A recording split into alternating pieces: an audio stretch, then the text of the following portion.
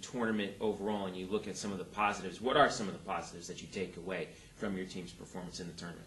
Well, we said we had to spread the ball around. Kristen Fisher cannot get 64 or 80 or 100 swings a night. We need to spread the ball around. And the fact that we had all hitters, we only have 5. So the fact that we had 5 hitters in double digits means that we're starting to accomplish that goal. And once we do that, then we start improving the little things that we need to improve, and then we're going to be a formidable team. Blocking-wise, it's still a bit of a concern. We're not hitting the blocks the way we need to, but our defensive numbers are through the roof. After that, it's time to head into conference play for UCF, as conference play is right around the corner. Quick check of the standings for UCF. Despite everything that happened this past weekend, is still 7-2 on the season. You're in a 3-way tie for first with Memphis and Southern Methodist. Tulsa right behind you guys at 6-2. Also UTEP at 7-3. Overall, not a bad place to be. Well, no, I mean, there's no better place to be right now than on top. And, really, I don't know if we are the #1 team in conference. I think that's more a byproduct of who everybody has played at this point. I certainly think that Tulsa's the #1 team in the conference. SMU might be #2, and you could very well flip-flop those. After that, I really don't know right now. We won't know until teams start playing each other and some common opponents where we have an idea of how this is all going to shake out.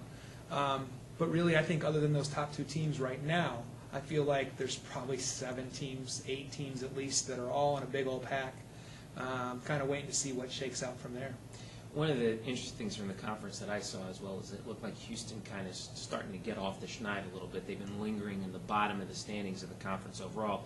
Obviously, conference play hasn't started yet, but they picked up with a big win over BYU over the weekend. What did you think about that when you saw that come down? It's great for the conference to have a team go up and knock off for BYU. They're getting injured players back. It's under a first-year coach who's doing a great job with them right now, and they're just starting to hit their stride. And I said before, I thought that Houston could be a dangerous team with all those players returning from injury. I think that's going to happen. I think they're going to be a pretty good challenging team, and certainly one of those 6 or 7 that are going to contend for those spots. As we take a look at the national picture, big headline this week, Penn State finally lost. They lost to Stanford. They got a bit of a scare actually down here in Florida in that really tough tournament that they had over the weekend up in Gainesville. Penn State finally knocked off after, I think it was, 110 or so matches in a row that they had won.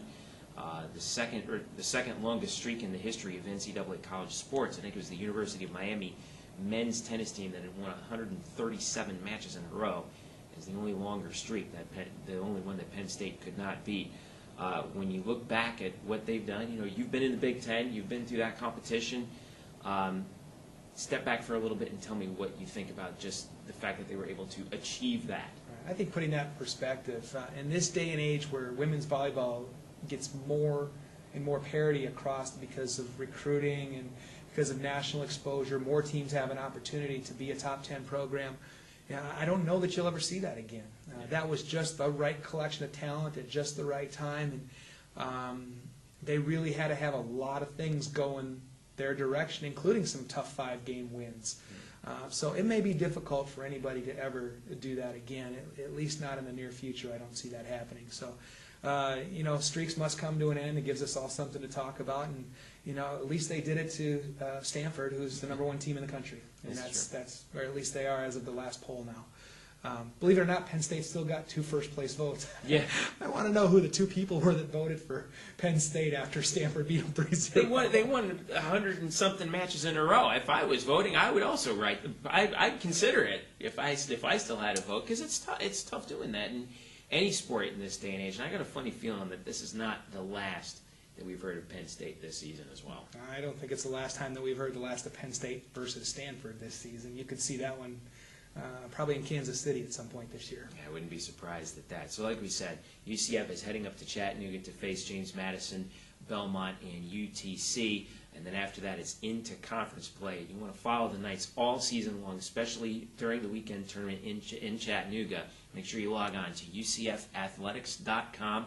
You can also follow the Knights on Twitter. Check out UCF_volleyball is the Twitter handle. So it's going to be a big weekend. Are you now starting to get anxious for conference play to finally start after this weekend? I don't think we have the luxury of doing that. I really think we have to focus every bit of our attention on the 3 teams that we have coming up this weekend. And We'll worry about Marshall when it's time to worry about Marshall. I hear you. Well, that's going to do it for us for Holding Court. Coach Todd Dagenais. I'm Jeff Sharon. Thank you so much for joining us. Don't forget, we will see you again next week as the Knights come back from Chattanooga and as we head towards Conference USA play in 2010. We'll see you then.